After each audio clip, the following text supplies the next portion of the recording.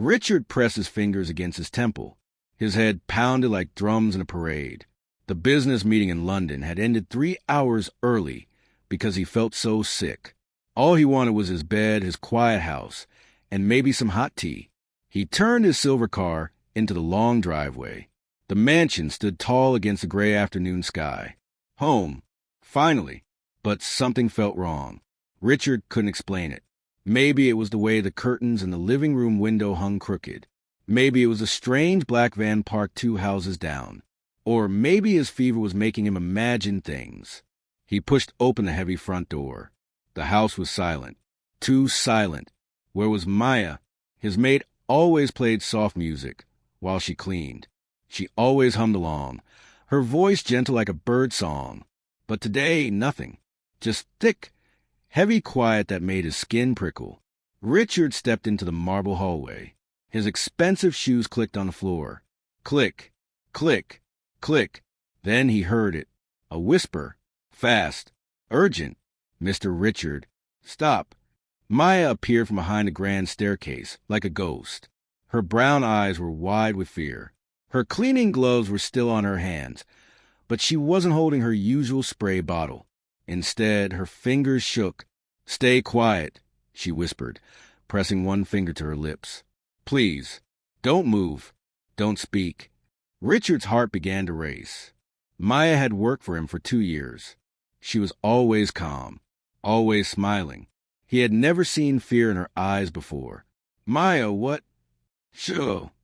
She grabbed his arm and pulled him into the small coat closet near the entrance. They squeezed inside, surrounded by winter jackets and the smell of leather. Maya closed the door until only a tiny crack of light remained. Richard's fever made everything feel like a strange dream. Was this real? There are men upstairs, Maya whispered, her mouth close to his ear. Bad men. In your office. They have guns. The word guns hit Richard like ice water. Suddenly, he wasn't tired anymore. His whole body went stiff. What? How many? Did you call the police? Maya shook her head quickly. I can't. They took my phone. There are 3 of them. They came 30 minutes ago. They said they knew you'd be in London until tonight. They said they're taking everything. Your computer. Your files. The safe. Richard's mind spun. His safe. Inside that safe were documents worth millions. Contracts. Passwords. Bank information. If someone stole those papers, they could destroy his entire company. We need to get out, Richard whispered. We'll run to the neighbor's house and... No! Maya's grip on his arm tightened. One man is watching the back door. Another is watching the front from your office window. If we run, they'll see us. She didn't finish, but Richard understood. Through the crack in the closet door, Richard could see the staircase. Heavy footsteps thudded above them. Wood creaked. Glass shattered somewhere upstairs. They're destroying my house, Richard said, anger rising in his chest. That's not the worst part, Maya whispered. Her voice cracked. Mr. Richard, I heard them talking. They mentioned a name. Victor. Richard's blood turned cold. Victor? My business partner Victor? Maya nodded. They said Victor sent them. They said Victor promised them $50,000 each to take everything and to make sure you never make it to the board meeting next week. The closet suddenly felt too small. Richard couldn't breathe. Victor? His friend for 15 years? The man he trusted with half his company? That's impossible, Richard said. Victor would never. A loud crash interrupted him. Something big had fallen upstairs. Then came voices, rough, angry voices. Did you find the laptop? One man shouted. Yeah, got it. The files are all here, another voice answered. Good. Victor wants everything. Check the bedroom again. He said there might be a second safe hidden in the closet. Maya's hand found Richard's in the darkness. She squeezed it. Her palm was sweaty, but her grip was strong. We have to be smart, she whispered. I've been watching them. I've been listening. I know things. What things? Richard asked. I know which one is the leader. I know they plan to leave at exactly 4 o'clock. I know they think the house is empty. Maya's eyes caught a sliver of light from the crack. And I know something else. Something important. What? I took pictures. Richard stared at her. Pictures? Maya reached into the pocket of her cleaning apron. She pulled out a small camera, the kind tourists use. Before they took my phone, I grabbed this from the drawer in the kitchen. I've been sneaking around, taking pictures of their faces, pictures of them touching your things. Evidence. Richard felt his throat tighten. This young woman, this maid he barely spoke to beyond good morning and thank you, had risked her life to gather evidence against armed criminals. Maya, that was so dangerous. If they had caught you. But they didn't, she said firmly, because nobody sees me, Mr. Richard. I'm invisible. I'm just a maid. People look right through me like I'm a ghost. Her words stung. Richard realized she was right. How many times had he walked past Maya without really seeing her? How many times had he forgotten to ask about her day, her life, her dreams? Footsteps thundered down the stairs. Both Richard and Maya froze. Through the crack, Richard saw a tall man with a snake tattoo on his neck. The man carried Richard's laptop under one arm and a black bag in the other. Behind him came a shorter man with a scar across his cheek. "Let's go," the tattooed man said. "We got what we came for. Victor's going to be real happy." The scared man laughed. It was a cruel sound. "Yeah, and when Richard gets home tonight and finds his whole life stolen, he'll be real sad. Maybe sad enough to do something stupid." They walked toward the front door. Richard's muscles tensed. He wanted to jump out. He wanted to fight. But Maya's hand squeezes again, holding him back. "Wait," she breathed. "One more is still upstairs." She was right. A third man came down the stairs slowly. He was the biggest of the three, built like a wall. He carried a metal box. Richard recognized it immediately. His second safe, the one from his bedroom closet. The big man paused at the bottom of the stairs. He looked around the hallway. Richard held his breath.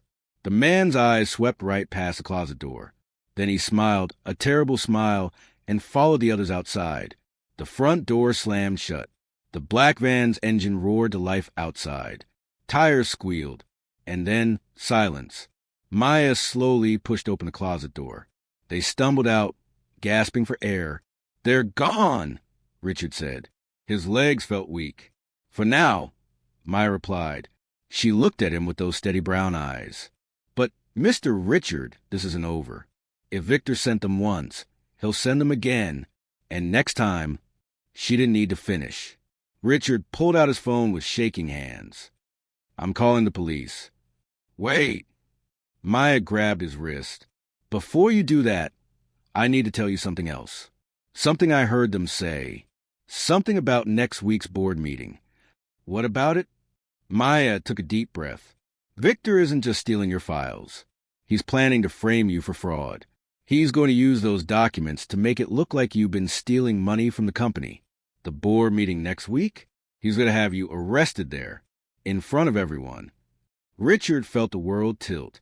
Everything he'd built, everything he'd worked for. Victor was trying to take it all and destroy Richard's name forever. "How do you know this?" Richard asked. Maya held up the camera. "Because I heard everything, and I have proof." For the first time, Richard truly saw Maya, not as his maid, not as someone in the background, but as the person who had just saved his life. Richard's hands trembled as he dialed 911, but Maya touched his arm gently. "Wait," she said. "Before the police come, you need to understand everything. The whole truth." Richard lowered his phone. "Tell me." Maya walked to the window and peeked through the curtain. The street was empty now. The black van had disappeared like smoke. She turned back to Richard, and he saw something new in her face. Not just fear, determination. "I need to show you something," Maya said. "Follow me." She led him down the hallway to the kitchen. Richard had barely spent time in this room. He had a chef who came 3 times a week. The kitchen was Maya's world, not his. Maya opened a drawer near the sink. Hidden beneath dish towels was a small notebook. She handed it to Richard. "What is this?" he asked. "My evidence journal," Maya said quietly. For the past 3 weeks, I've been writing down strange things. Things that didn't make sense. Richard opened the notebook. Maya's handwriting was neat and careful. Each page had dates and times. October 3rd, 2:15 p.m., Mr. Victor came to the house when Mr. Richard was at work. He went into the office alone, stayed for 1 hour, left with a folder. October 10th, 9 a.m., strange man in blue jacket rang doorbell.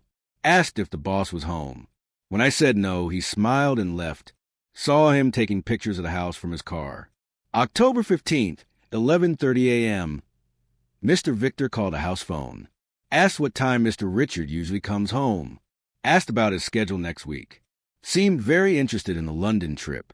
Richard's mouth went dry. Victor was planning this for weeks. Maya nodded. At first, I thought I was being paranoid. Mr. Victor is your friend, right? Why would I suspect him? But then I remembered something my grandmother always told me. What did she tell you? She said, Maya, when you clean someone's house, you see the truth. You see what people hide. I've been cleaning houses since I was 16. I'm good at noticing things people think nobody notices. Richard sank into a kitchen chair. His fever was forgotten now. His whole body buzzed with adrenaline. What else did you notice? Maya sat across from him. 2 weeks ago, I found something in your office trash can. A torn letter. I almost threw it away, but something made me look at it. She pulled out a folded piece of paper from her apron pocket. It was taped back together. The tears carefully mended. Richard unfolded it. His eyes widened. The letter was from the company's accountant. It was addressed to Richard, warning him that someone had been accessing financial files without permission. Someone with high-level clearance. The letter suggested running an internal investigation. I never saw this letter, Richard said, his voice hard. It never made it to my desk. Because Mr. Victor took it, Maya said. I saw him in your office that day. I was cleaning the hallway. He didn't know I was watching. He read your mail, took that letter, tore it up, and threw it in the trash. Richard felt anger burn in his chest like fire. He's been stealing from the company. That's what this is about. He's been stealing, and he knew I was getting close to finding out. Yes, Maya said. And when those men were upstairs today, I heard them talking. They said Victor has been moving money to secret accounts. Millions of dollars. But he made it look like you were the one doing it. He copied your signatures. He used your passwords. How'd he get my passwords? Maya's face fell. I think it might be my fault. Richard leaned forward. What do you mean? Last month, you wrote your passwords on a sticky note. You left it on your desk. I saw it when I was dusting. I should have told you it was dangerous to leave it there, but... She looked down at her hands. I'm just a maid. I didn't think it was my place to tell you what to do. Richard shook his head firmly. Maya, this is not your fault. Victor is a thief and a liar. You're a hero. Maya's eyes filled with tears, but she blinked them away quickly. I don't feel like a hero. I feel scared. Those men had guns, Mr. Richard. Real guns. When I saw them break into the house, I hid in the laundry room. My heart was beating so loud, I thought they'd hear it. But you didn't run, Richard said. You could have escaped through the back before they blocked it. You could have saved yourself. Why didn't you? Maya was quiet for a moment. Then she said, because I know what it's like to have everything taken from you. What do you mean? She took a shaky breath. I grew up in foster care. I never knew my real parents. I got moved from house to house, family to family. Nobody ever kept me. When I was 17, I finally got placed with a good family. They were kind. They said I could stay until I finished school. I thought finally I had a home. Richard listened, his heart breaking.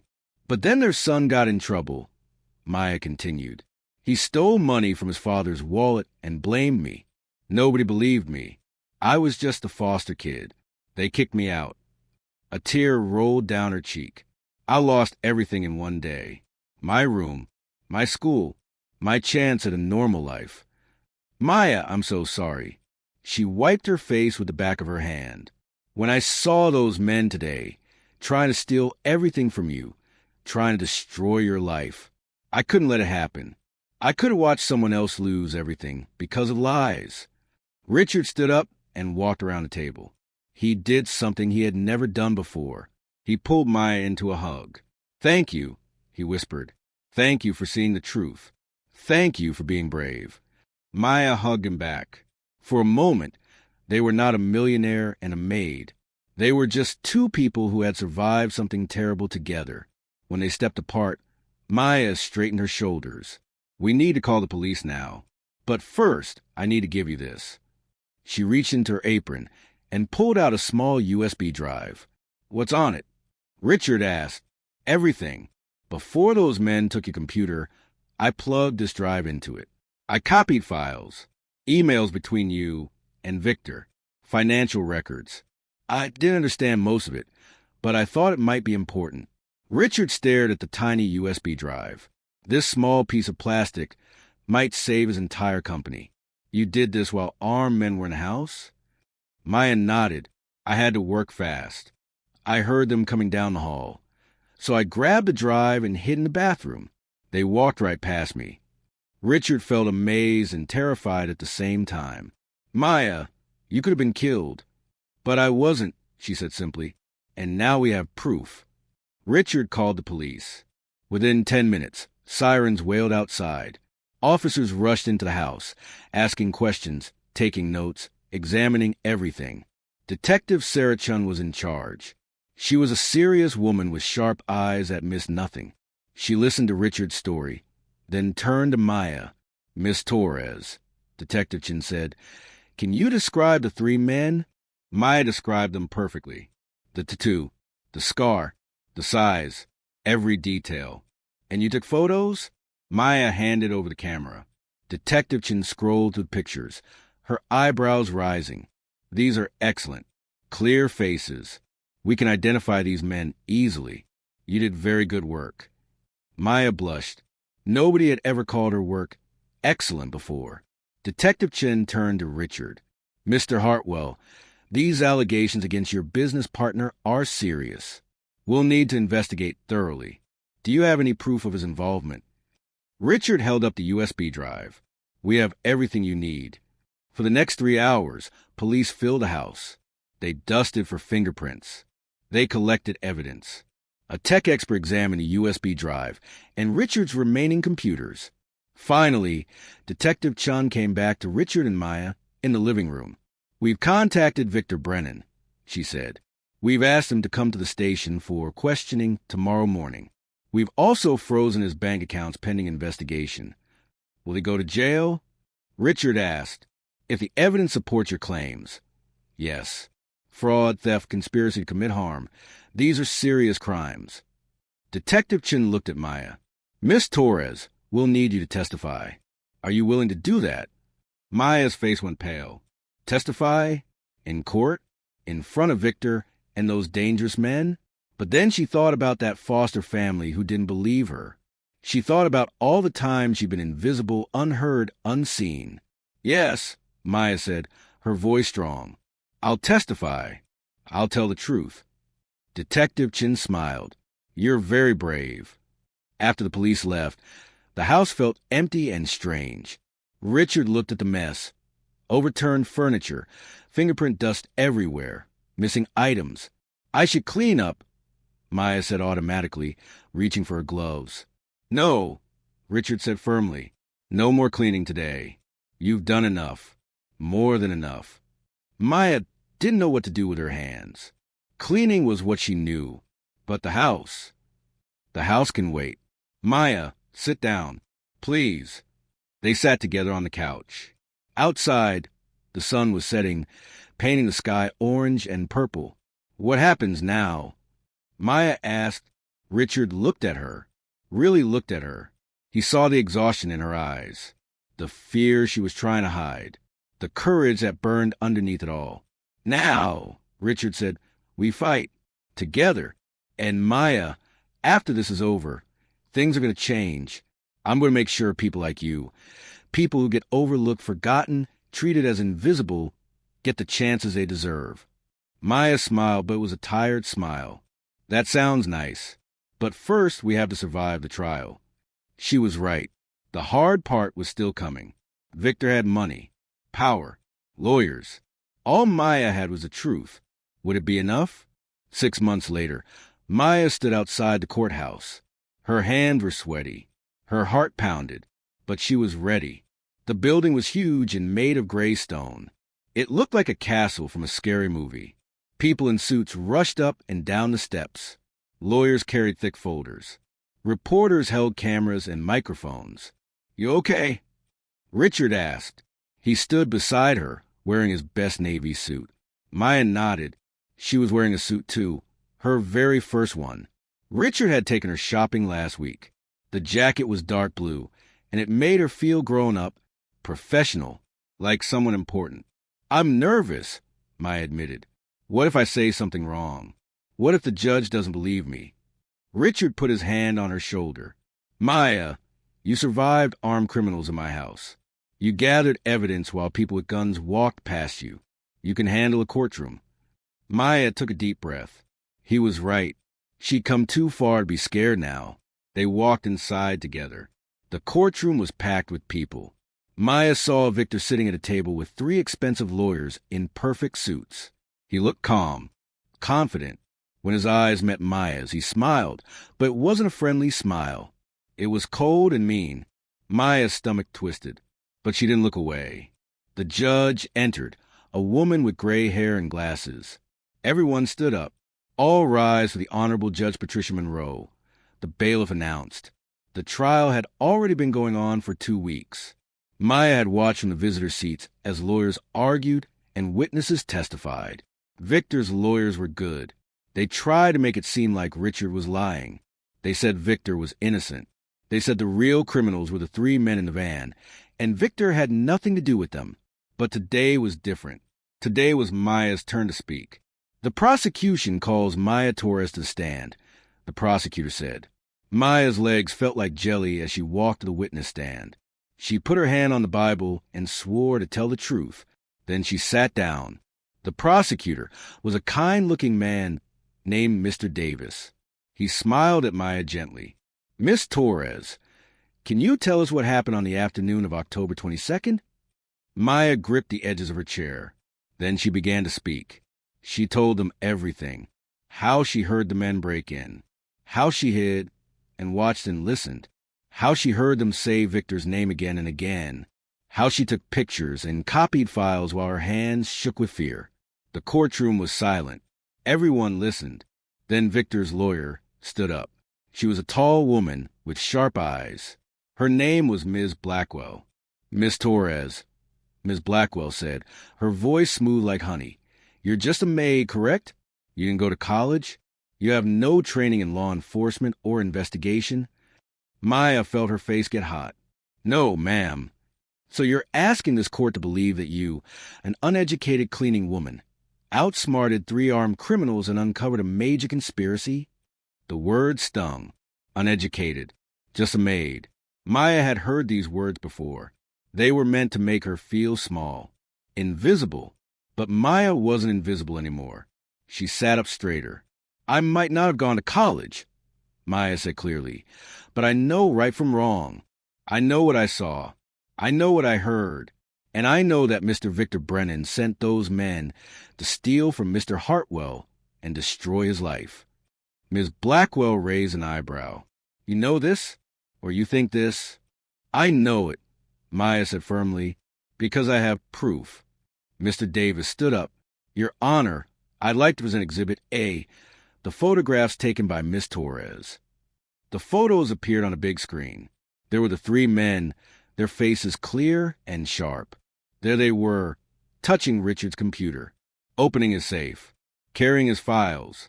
"And Exhibit B," Mr. Davis continued, "audio recordings."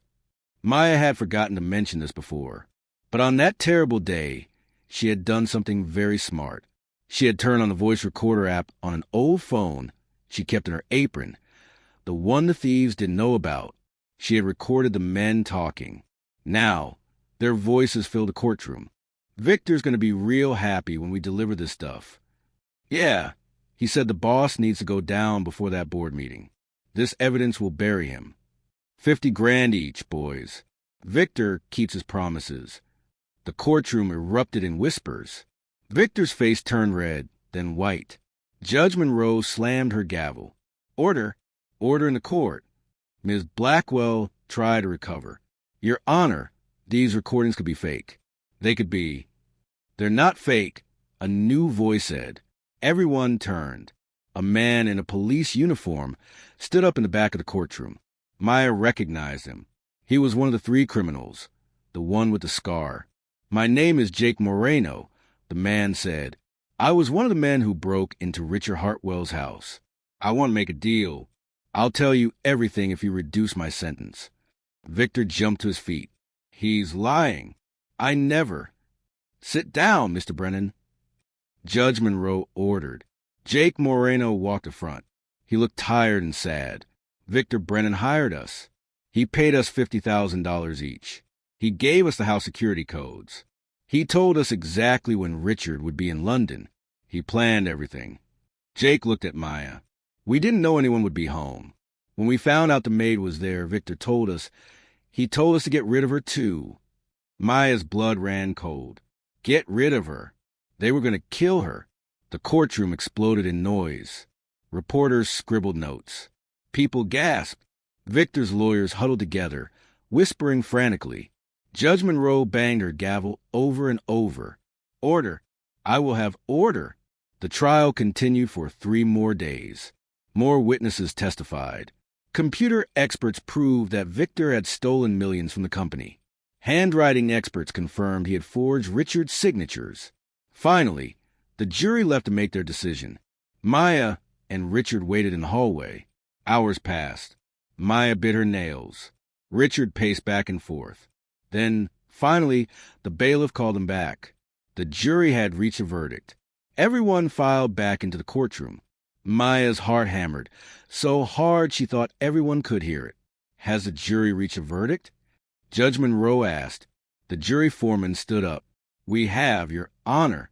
In the case of the state versus Victor Brennan, on the charge of fraud in the first degree, how you find? Guilty. On the charge of conspiracy to commit theft? Guilty. On the charge of conspiracy to commit murder? Guilty. The word echoed through the courtroom like thunder. Victor's face crumpled. His lawyers slumped in their seats. Maya felt tears run down her cheeks. But they weren't sad tears. They were tears of relief, of justice. Judge Monroe looked at Victor with cold eyes. Mr. Brennan, you abused your position of trust. You stole from your partner. You endangered lives. I sentence you to 20 years in federal prison without possibility of parole for 10 years. Guards came and took Victor away. He didn't look at Richard. He didn't look at Maya. He just stared at the floor as they let him out in handcuffs. Outside the courthouse, reporters swarmed him.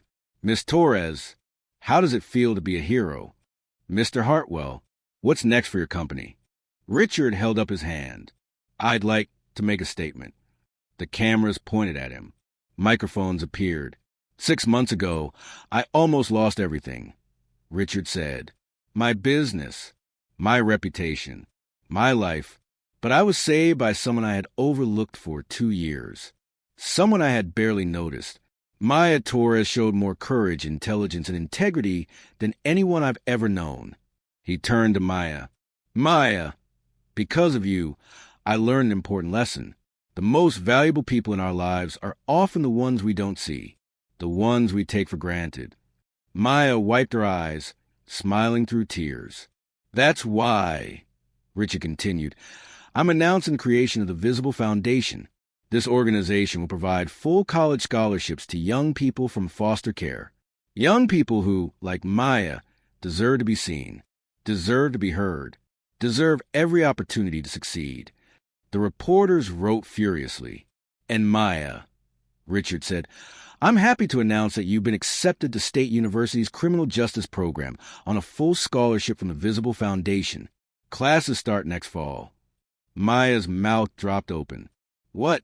Criminal justice? But I never applied. I applied for you, Richard said, grinning. I hope you don't mind. I thought you'd make an excellent detective. You've certainly got the skills for it." Maya laughed and cried at the same time. She threw her arms around Richard. The cameras flashed, capturing the moment. 3 years later, Maya stood in a different kind of room. Not a courtroom, an office. She wore a professional suit, one of many she now owned. Her desk had her name on it. Maya Torres, Youth Advocate Coordinator, Visible Foundation. Richard walked in, carrying coffee. "Morning meeting in 10 minutes. We have 5 new scholarship applications to review." "I'm ready," Maya said. They walked to the conference room together. On the wall was a photograph from that day outside the courthouse. Richard and Maya, smiling, surrounded by light. Maya looked at that photo every day. It reminded her of something important. She had been invisible once. People had looked right through her. But invisibility wasn't permanent. One moment of courage, one choice to do the right thing, had changed everything. Now Maya helped other invisible people become visible. She gave scholarships to foster kids. She mentored young people who thought nobody cared about them. She showed them that they mattered, because everyone matters. Everyone has value. Sometimes it just takes one person to notice. Richard had noticed Maya, but really, Maya had noticed him first. She had seen a man in danger and refused to look away. Sometimes the universe puts exactly the right person in exactly the right place at exactly the right time. Sometimes the person who saves you is the one you never saw before. And sometimes the greatest wealth isn't money in a bank. It's having someone brave enough to tell the truth, even when it's dangerous, even when it's hard, even when everyone else looks away. Maya smiled as she opened the first scholarship application. Another invisible person waiting to be seen. And Maya was going to make sure they were. If this story touched your heart, hit that like button and subscribe for more inspiring tales. Share this story with someone who needs to remember that everyone, no matter who they are, has the power to change a life. Which part of Maya's journey inspired you most? Drop a comment below. Your support helps us bring more stories like this to life. Until next time, remember, true courage comes from seeing what others miss and having the bravery to act on it. Stay blessed.